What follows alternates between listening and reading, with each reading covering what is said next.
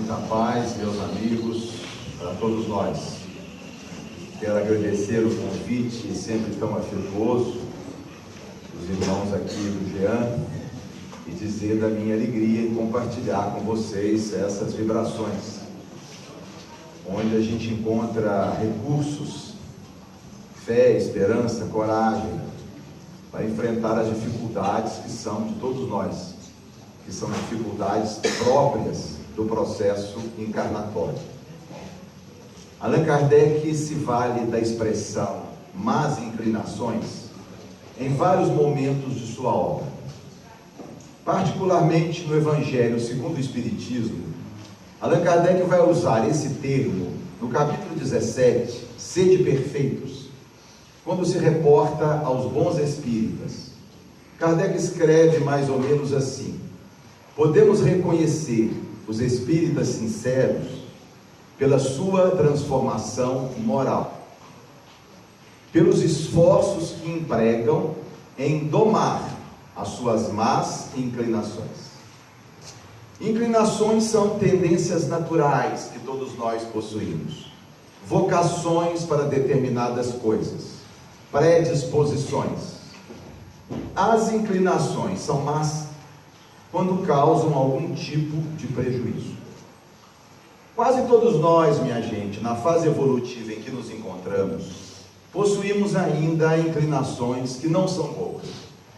Algumas inclinações prejudicam quase que exclusivamente aqueles que a possuem. A compulsão alimentar, o vício do cigarro, a tendência para o álcool, a dependência química, o vício do jogo, ou ainda a inclinação para o mau humor sistemático, a insatisfação crônica, ou a pressa, a impaciência, são inclinações más que prejudicam quase que exclusivamente aqueles que a possuem. Outras inclinações mais graves prejudicam outras pessoas, porque invadem o espaço dessas pessoas, castram as suas oportunidades de crescimento, diminuem o seu bem-estar. Poderíamos citar algumas inclinações más desse segundo grupo. O comportamento hedonista, que nos leva a uma atividade mental hipersexual, que nos torna pessoas preocupadas excessivamente com o próprio prazer e desconsiderando o sentimento dos outros.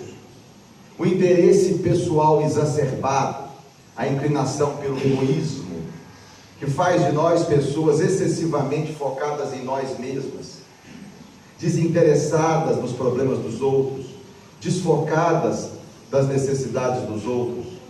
A inclinação para o interesse pessoal, que vai se manifestar na criminalidade, nos furtos, nos roubos, ou ainda na corrupção na vida pública, nas propinas, retratando indivíduos altamente centrados neles próprios e totalmente desfocados do interesse coletivo. Essa inclinação pelo egoísmo, que nos faz também pessoas preconceituosas, excludentes, ou excessivamente interessadas na conquista pessoal, na ambição, preocupadas em possuir, em armazenar, em acumular cada vez mais.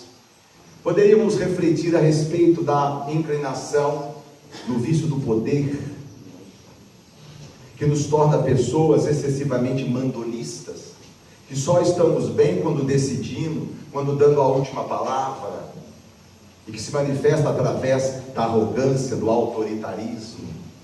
Ou ainda a inclinação para a vaidade excessiva, o vício do prestígio, que faz de nós pessoas atormentadas pelo aplauso, pelo sucesso, pessoas que só estamos bem quando sendo colocadas numa posição de destaque, quando sendo consideradas pessoas especiais. Ou ainda a inclinação para a preguiça, que gera a acomodação, tantos indivíduos aí vivendo às expensas de outros, parasitas familiares, pessoas que poderiam assumir a própria responsabilidade perante a vida, mas vivem às custas do trabalho, do esforço, do sacrifício, de pais, de irmãos, de filhos. ou parasitismo social responsável pela mendicância?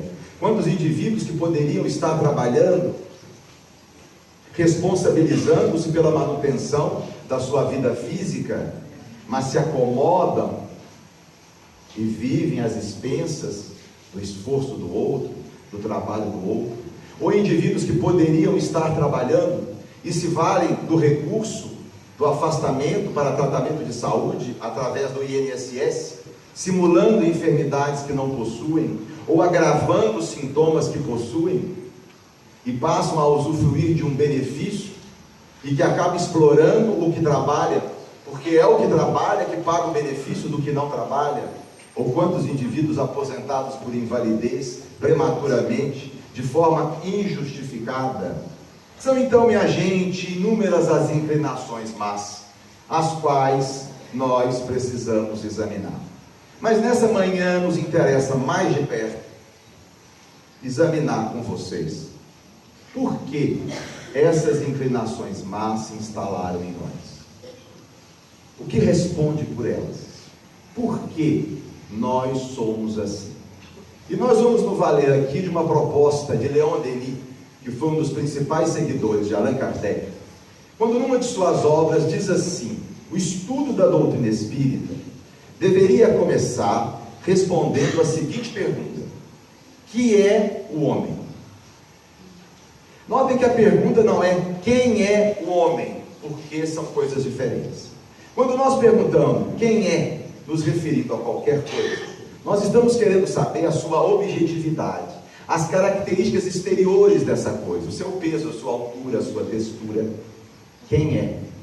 Quando nós perguntamos o que é, nos referindo a qualquer coisa, o que nós estamos querendo saber é a sua subjetividade, a sua essência, a sua natureza. Por isso Allan Kardec, na questão 1 de O Livro dos Espíritos, não perguntou quem é Deus.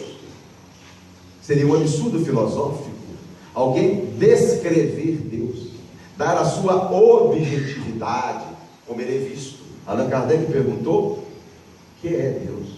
Qual a sua natureza? Qual a sua essência? Se a pergunta proposta por Leon Denis fosse quem é o homem, a resposta seria simples, porque nós diríamos: o homem é um animal da classe dos mamíferos, da ordem dos primatas, que vive mais ou menos 70 anos, que tem 4 extremidades, que tem reprodução sexuada. Quem é o homem? A pergunta é muito mais complicada. Que é o homem? Qual a nossa natureza íntima? Qual a nossa substância? Se nós apresentarmos essa pergunta, que é o homem, para um representante da ciência oficial, a resposta será mais ou menos assim: o homem é o resultado da interação dos genes herdados dos pais e do ambiente onde está inserido.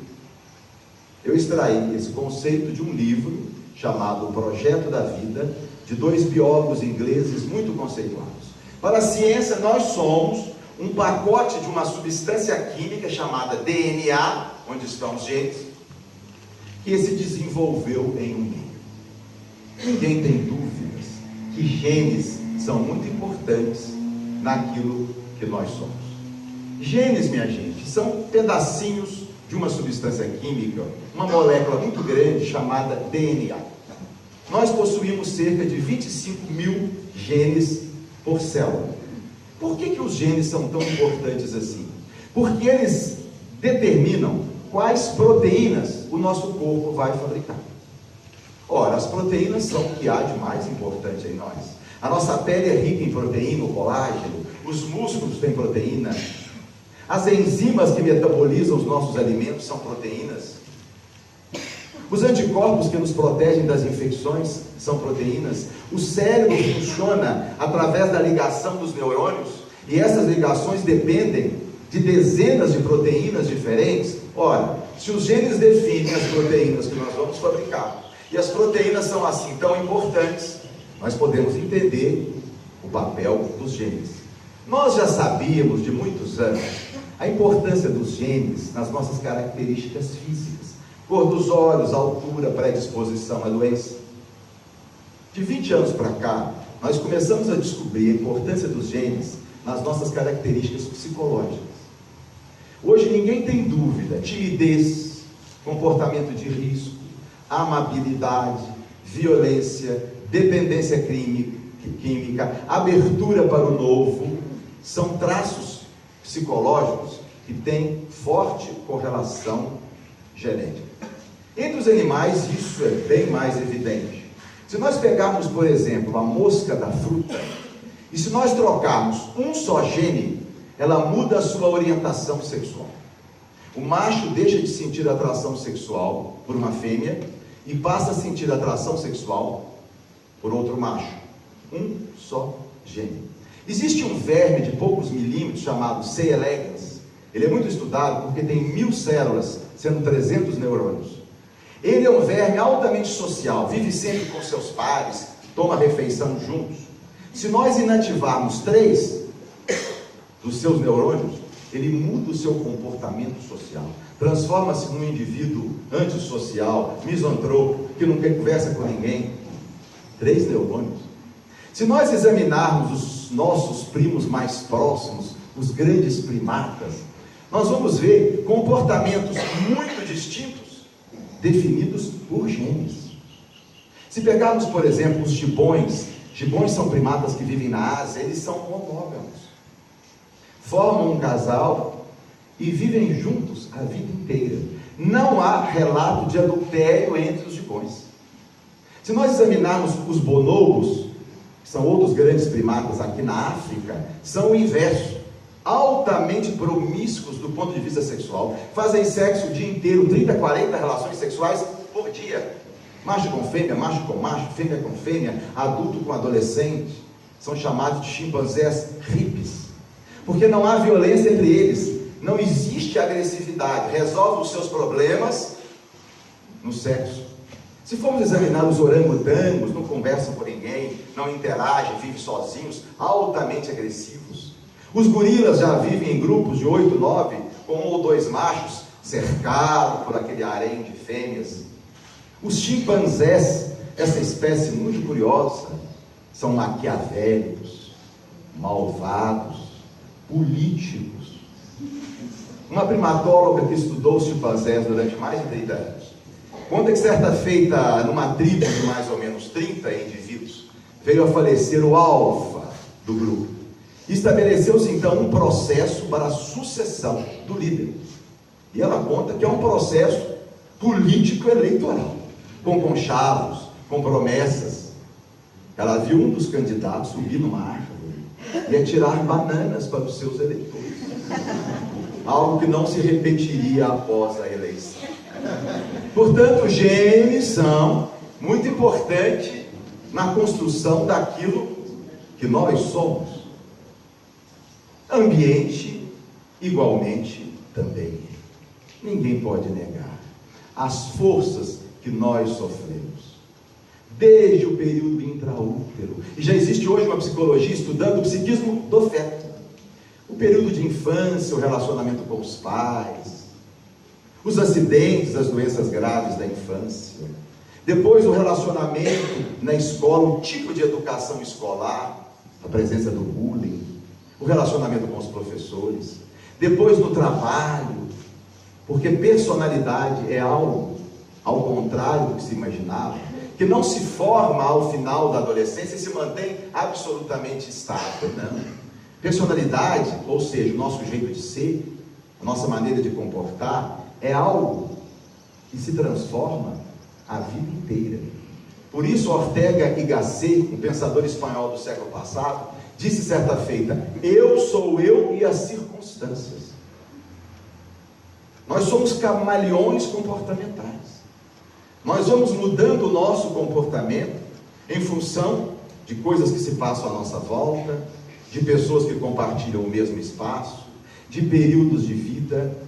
Quantas forças influem sobre o espírito encarnado, moldando a sua personalidade, forças históricas, comportamentos que nós certamente tínhamos no período da pré-história, ou na época da antiguidade clássica, e que obviamente já não temos. Forças culturais, um espírito vivendo experiências no Oriente, no Japão, na Coreia, na China, vai ser submetido a forças culturais muito diferentes, de espíritos vivendo na Europa, na América. No Oriente, o indivíduo está submetido a um forte coletivismo, onde são valorizados valores como solidariedade, compaixão, resignação, uma visão mais coletiva da vida. Do lado de cada terra, nós somos pressionados por ideias altamente individualistas, onde os valores que nós prezamos são a liberdade, a independência, o merecimento, a luta pela sobrevivência. Se mostramos para um oriental e um ocidental uma imagem de um peixe no oceano, nós vamos focar no peixe. O oriental foca no entorno do peixe, no mar que o cerca. Então são pressões diferentes que o espírito vai sofrer. Pressões econômicas. Há estudos mostrando que crianças criadas em ambiente de estresse, de pobreza e desamor não desenvolvem adequadamente uma região do cérebro chamada hipocampo, que é a principal área pela aprendizagem e pela memória. Ressonância magnética feita de alunos nos Estados Unidos, oriundos de bolsões de pobreza e de classes sociais mais abastadas, mostrou diferenças quantitativas nessa área do cérebro, mostrando que muitos problemas de indivíduos que tiveram uma origem mais simples, problemas cognitivos, linguagem, memória, função executiva, estão relacionadas a alterações no cérebro, que surgiram em função de um contexto ambiental. Portanto, nós estamos sim profundamente influenciados pelo meio. Um único exemplo entre os animais. Se nós pegarmos uma colmeia de abelhas, todas são irmãs gêmeas. Todos têm os mesmos genes. No entanto, a abelha rainha tem uma expectativa de vida de até 6 anos. E uma abelha operária vive no máximo 3 meses. Ora, como entender isso?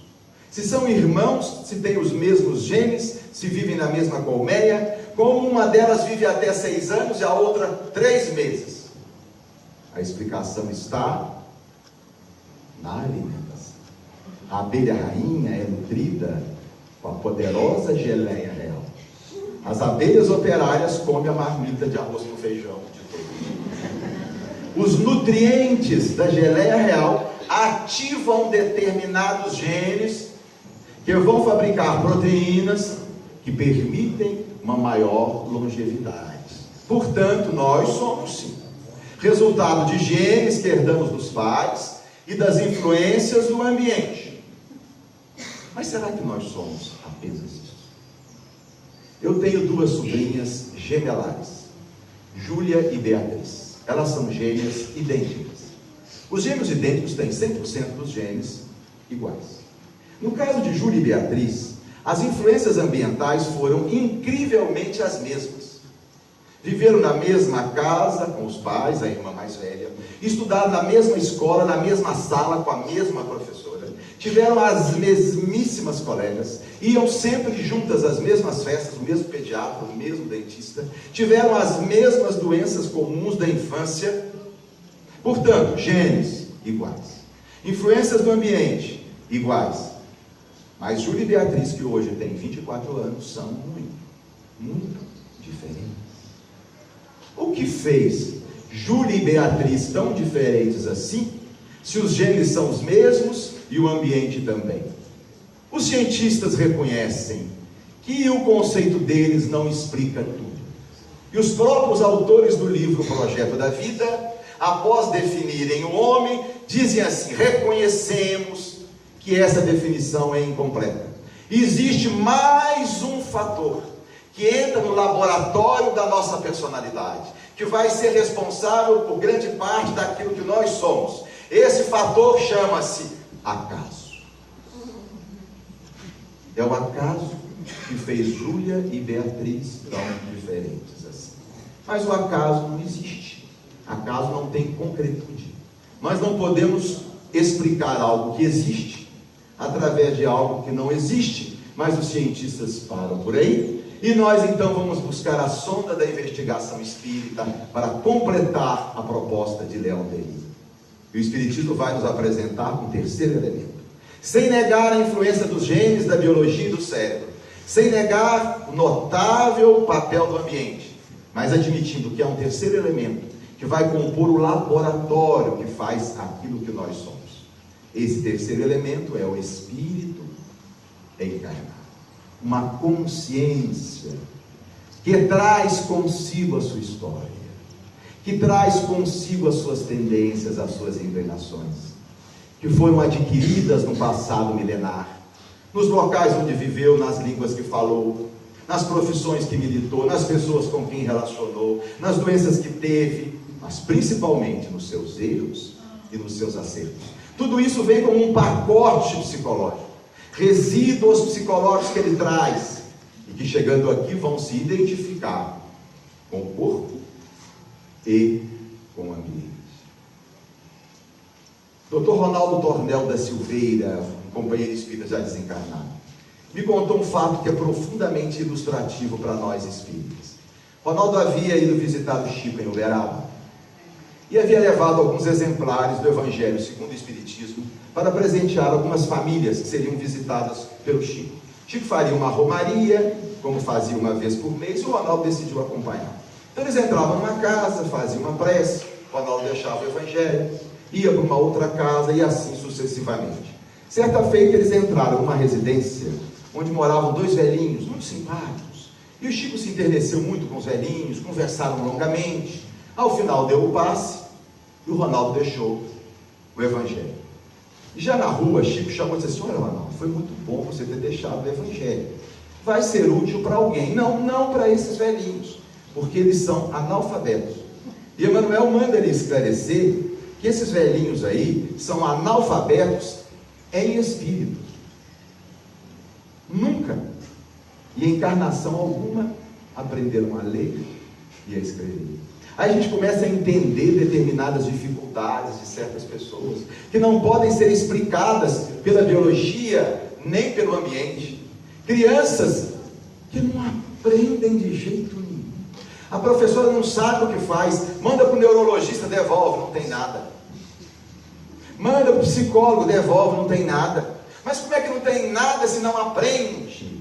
Podem ser sim espíritos que estão vivenciando agora primeiras experiências na área da alfabetização. E aí, minha gente, nós conseguimos entender muita coisa. Como, por exemplo, em famílias de indivíduos que têm notáveis habilidades e aparece alguém ali que é um desastre. Ou o contrário, em famílias de pessoas obtusas para determinado traço de personalidade, e surge ali alguém e todo mundo se surpreende: mas de onde ele tirou isso? Não herdou de quem? Não é do pai, não é da mãe, não é dos avós. Eu tenho um colega que tem um filho que é de uma característica muito interessante. O Roberto, pai, e sua esposa nunca foram afeitos à leitura de espécie alguma. Na casa deles nunca teve um livro sequer. E nasceu um filho que é um ratinho de biblioteca. Desde pequenininho, na escola, recebia a medalha do leitor número 1, porque pegava um livrinho todos os dias. E o Roberto me conta que não se lembra de uma só tarde em que o guri não chegava em casa com um livro, lia naquela noite para devolver no dia seguinte e pegar outro. Presente, ele queria livros. Ele me disse assim: isso é impossível de ser explicado. Eu nunca consegui ler um livro de capa a capa. Minha mulher, nem revista. E apareceu essa criança, e ele era realmente um espírito diferenciado. Certa feita, o avô, conversando com ele, disse que na época do avô não existia computador, mas tinha um negócio que quebrava o galho, chamado máquina de escrever. E ele quis conhecer a máquina de escrever. O avô ainda tinha uma Olivetti portátil, aquela verde pesada, e ainda tinha uma fita lá e tal. Aí o avô limpou a máquina, colocou, chamou ele e começou a datilografar. Ele olhou e disse assim: vovô, essa sua máquina é muito melhor do que o computador. Nem precisa de impressora, vovô. Mas quantos exemplos, minha gente, nós vamos encontrar assim, de pessoas com características diferentes do ambiente onde foram criados, da biologia dos pais. Sem querer fazer uma autobiografia, mas eu cá comigo padeço de uma incoordenação motora fina, diagnóstico da minha esposa, que é professora, que é pavorosa. Eu acho que é fina, grossa e média, porque onde eu ponho a mão é um desastre. Quando eu tinha 4 anos, quase fui expulso da escolinha infantil, porque eu não conseguia fazer o número 2. Como é que esse menino ia para frente se ele não faz o 2? Aos 11 anos fui fazer a prova de admissão ao ginásio. O diretor do colégio era muito amigo do meu pai. Chamou meu pai e mostrou a minha prova. Meu pai olhou e disse: eu não acredito que um ser humano possa ter uma letra tão ruim assim. Comprou um pacote de caderno de caligrafia. Eu passei as férias de janeiro fazendo caligrafia. Não adiantou. Quando eu entrei na faculdade de medicina, meu pai tinha um amigo que era um grande cirurgião. E ele disse assim: Arthur, nós vamos fazer do Ricardo o melhor cirurgião e Juiz de Fora, porque ele vai começar a operar comigo desde o primeiro período.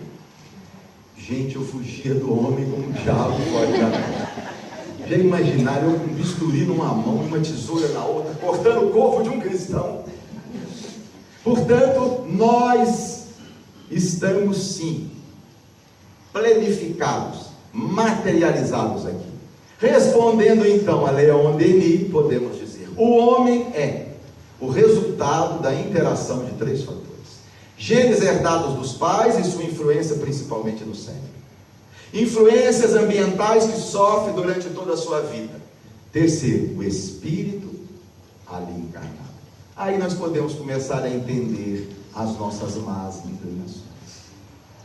São elas resultado, em parte, da biologia, de um cérebro pouco amigo nosso, das influências viciosas que sofremos, mas, sobretudo, da nossa história pessoal, das inclinações que trazemos.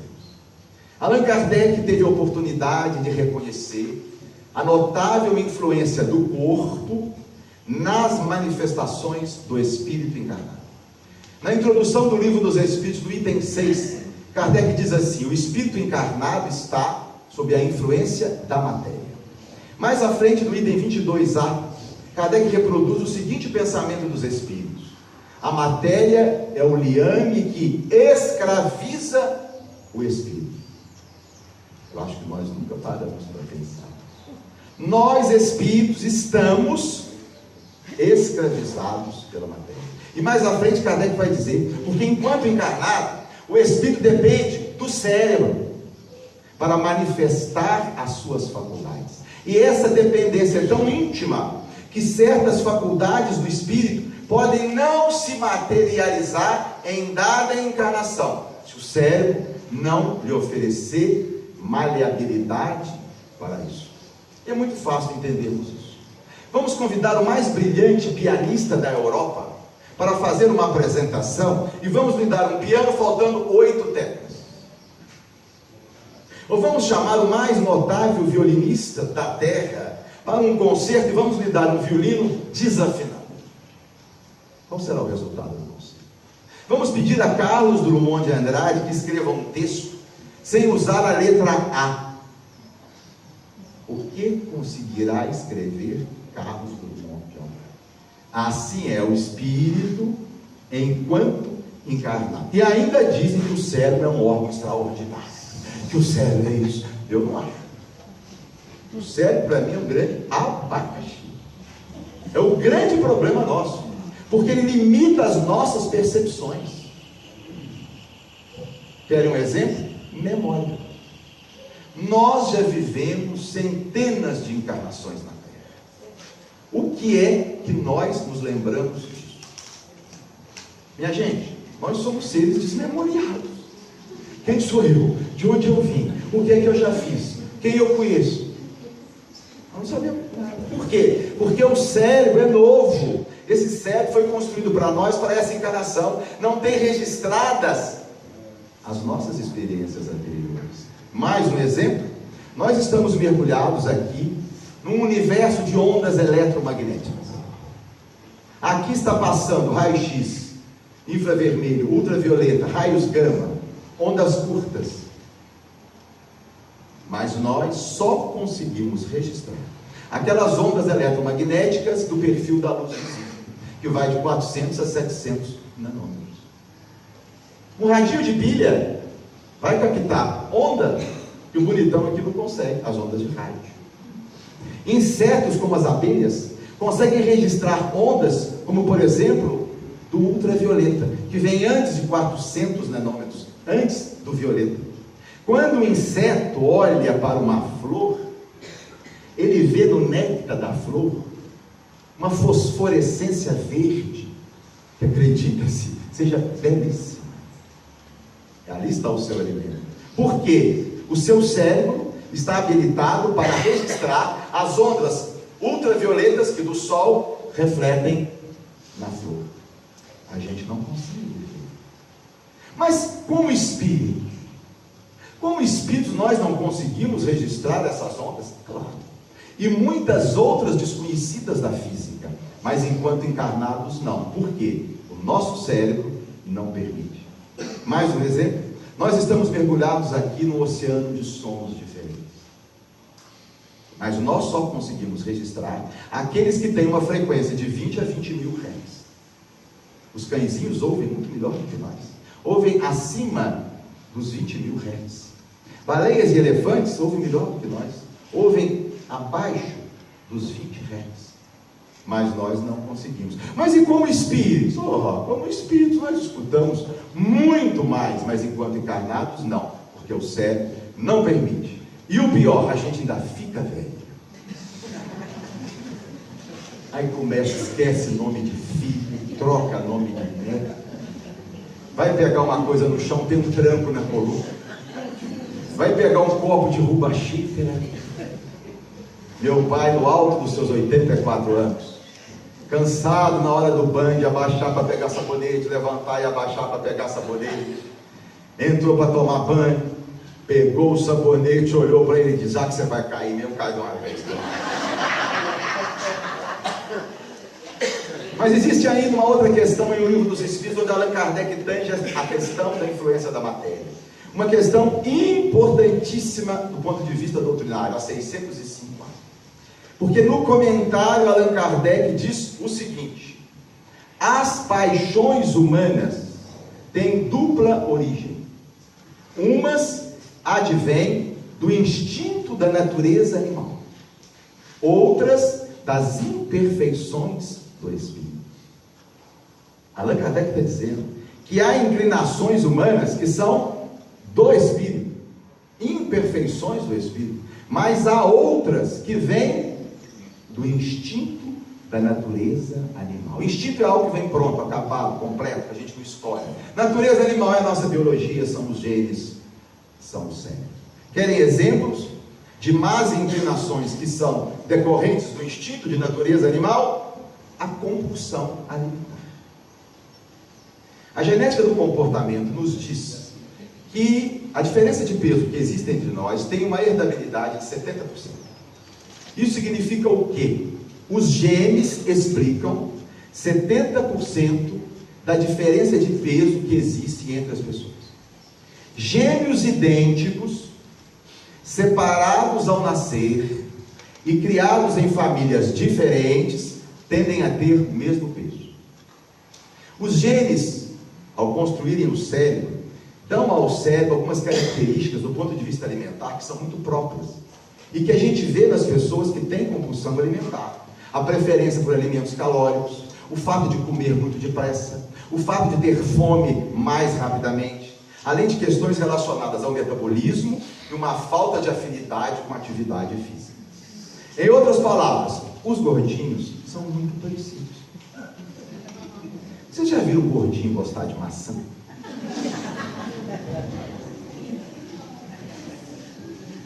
Vocês já viram um gordinho no restaurante, na sobremesa, pedir salada de fruta?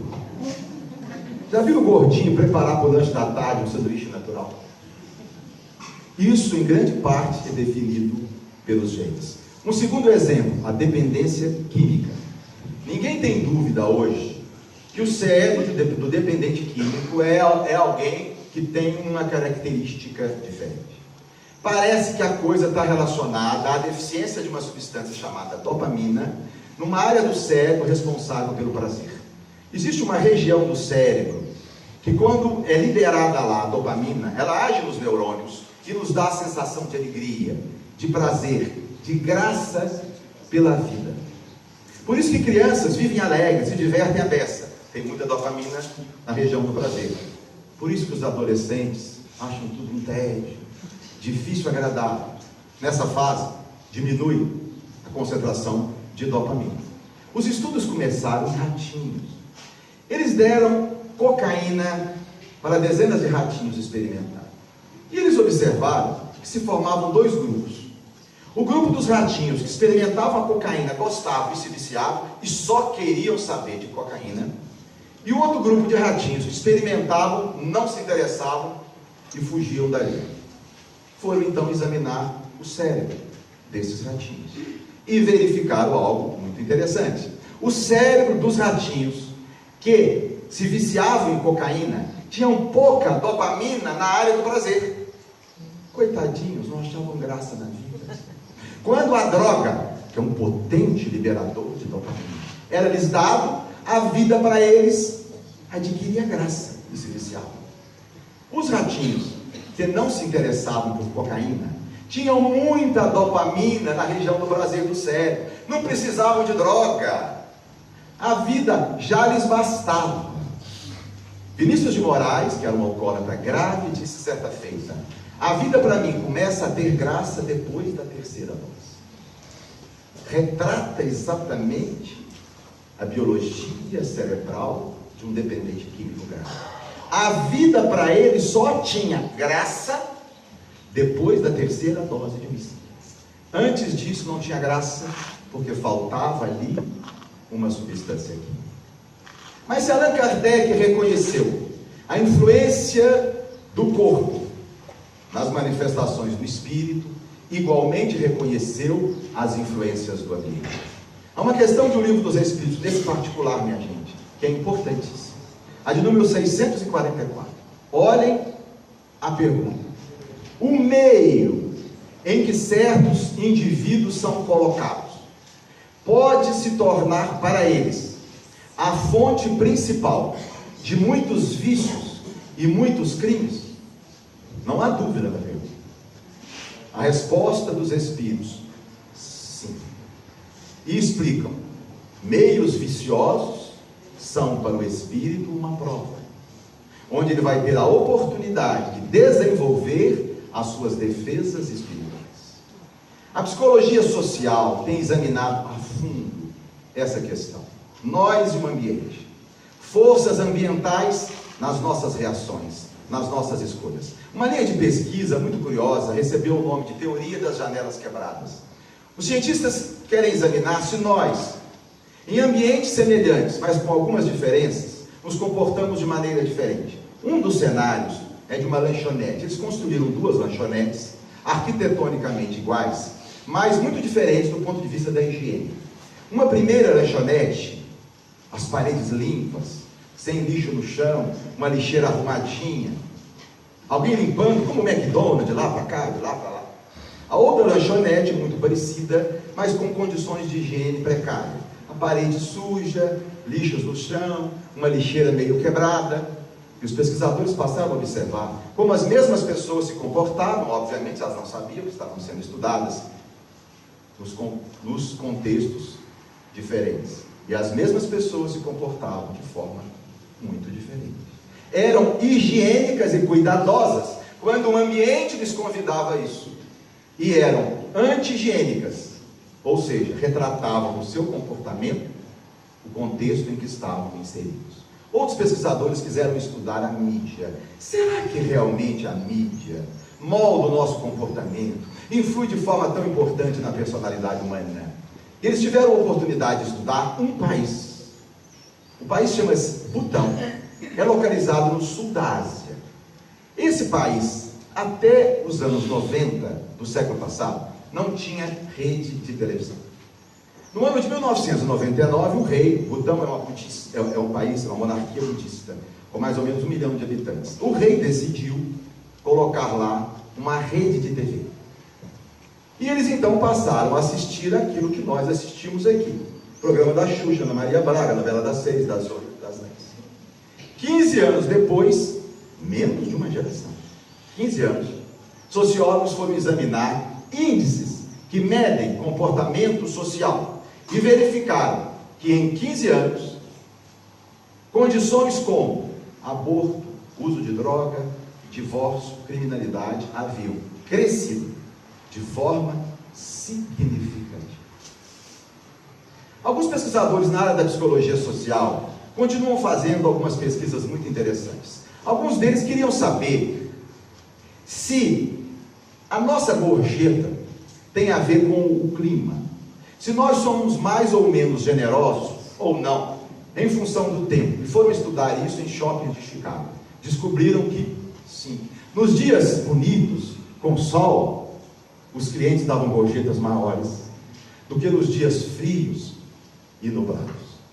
Pesquisadores quiseram entender se uma música de fundo poderia influenciar nas nossas compras no supermercado. E foram estudar isso em supermercados de Londres. Na semana em que a música de fundo era francesa, a venda de vinho franceses era de 70%. Na semana em que a música de fundo era alemã, a venda de vinhos alemães era de 70%. Pesquisadores queriam examinar se um adolescente na direção corria maior ou menor risco de sofrer acidente se houvesse um colega do lado. E foram estudar e verificaram que um adolescente na direção, se tem um colega do lado, o seu risco de se acidentar dobra. E se tiver dois colegas, triplica. Ou seja, para cada colega que um adolescente coloca na direção, o risco de sofrer um acidente aumenta em 2 vezes. Pesquisadores quiseram examinar se o simples fato de nós termos à mão uma arma de fogo poderia alterar alguma coisa em nossa química. E verificaram que sim. O simples fato de um indivíduo manipular uma arma de fogo aumenta na corrente sanguínea os níveis de testosterona, que é um hormônio relacionado à violência e à agressividade. Os pesquisadores deram a esse fenômeno o nome de efeito Chekhov, em homenagem ao grande dramaturgo russo Anton Chekhov, que certa feita disse o seguinte: se numa peça de teatro, no primeiro ato aparece uma arma, fatalmente será usada no último ato. O que os pesquisadores verificaram, o simples fato de termos acesso a uma arma de fogo ativa em nós instintos de agressividade que talvez em outro contexto não seriam ativados. Psicólogos ligados à área da economia comportamental têm examinado se nós, quando vamos comprar as nossas roupinhas, o nosso tênis, a nossa calça, se nós realmente somos influenciados pela propaganda, pelos artistas, pelos amigos, pela mídia. E a conclusão deles é a seguinte: nós quase nunca escolhemos sozinhos. As nossas escolhas são altamente compartilhadas com outras pessoas. E a explicação é essa: nós não gostamos de perder. E toda escolha pressupõe perdas. Óbvio.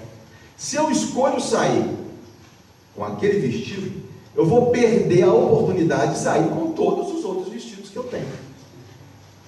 Se eu vou comprar uma camisa amarela, eu deixo de comprar a vermelha, a azul, a rosa, que vão ficar lá. Quando eu li isso, eu passei a ser mais compreensivo com a minha esposa. Porque eu ficava meio irritado, a gente ia sair, ela, olha, põe roupa, tira roupa, põe roupa, tira roupa. Experimentava, agora eu já entendi. É muito duro escolher. O ato de ter que escolher envolve um mal-estar íntimo. Bom, agora eu já deixo ela para lá, vou jogar meu xadrez na internet, vou ler meus livrinhos. E eu entendi também por que é que quando eu vou comprar as minhas roupas, eu compro da vitrine. Eu acho que meu inconsciente pensa assim: você não tem bom gosto. O vitrinista tem bom gosto, porque senão não seria vitrinista. Deixa que ele escolha por você. O ato de escolher é um ato doído. Vamos ao restaurante, nos dão um cardápio com 50 opções, mas a gente só pode escolher uma. Ao escolher uma, nós vamos deixar de comer todas as outras. A gente fica naquele negócio, abre e fecha, olha para lá, olha para cá, conversa, conversa. Aí aparece o garçom com um prato para a mesa do vizinho. A gente olha, chama o garçom: que comida é essa? Ah, isso é assim assado. Pode ser, é essa que eu quero. E aí a gente alivia a tensão da escolha.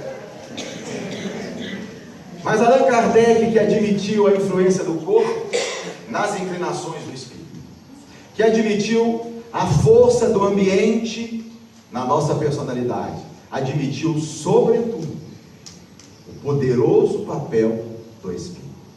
Porque embora nós, espíritos, sejamos altamente influenciados por essas forças, em nós reside o centro do pensamento, do sentimento e da vontade. E nós somos possuidores de uma faculdade notável, que adquirimos há 200 mil anos, chamada livre-arbítrio. Apesar de todas as influências que sofremos, nós, minha gente, somos gerentes de nós mesmos. Não existe determinismo biológico. O fato de possuirmos determinados genes não significa que esses genes vão agir, porque genes, para agir, têm que ser ativados, e eles podem ser inativados por um psiquismo que faz uma opção melhor. Possuir genes relacionados à violência não nos torna obrigatoriamente pessoas violentas. Se nós, espíritos, fizermos a opção pela paz, esses genes serão inativados. Ter genes relacionados à dependência química não nos torna obrigatoriamente pessoas viciadas. O espírito pode optar por uma vida saudável, inativar esses genes, reconstruir os circuitos do cérebro, nutrir as áreas do prazer com dopamina adquirida de outras formas de prazer, formas novas, formas superiores, formas gratificantes. Da mesma forma que não existe um determinismo biológico, não existe um determinismo ambiental. O espírito é sempre senhor de si mesmo. E da mesma forma que o ambiente pode influenciar sobre ele, ele pode influenciar sobre o ambiente, mudar aqueles elementos que vão agir sobre ele. Porque diante de uma má inclinação qualquer, nós nunca podemos afirmar se foi o ambiente que a causou em nós, ou se nós que disparamos elementos no ambiente que voltou em nós. É como a história de duas professoras que conversavam a respeito de um aluno problema. E uma disse assim: coitado do Joãozinho, vem de uma família destroçada. E a outra: é verdade, Joãozinho destroça qualquer família. E quando nós vamos então para concluir, minha gente, encontramos aí o pensamento de Allan Kardec. Questão 117 de O Livro dos Espíritos. Depende apenas do espírito acelerar a sua chegada a uma condição melhor? E a resposta: certamente.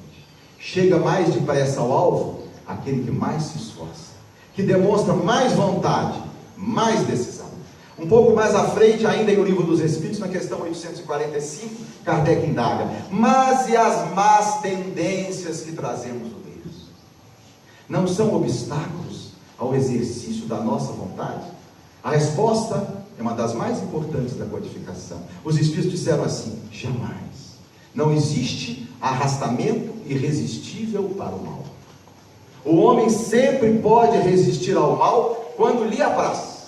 E mais à frente, para concluir, na 909, Kardec indaga: quer dizer então que o indivíduo pode vencer qualquer má inclinação? E a resposta: sim. E às vezes com bem pouco esforço. Como são poucos, acrescento, aqueles que se esforçam. Um imenso abraço a todos.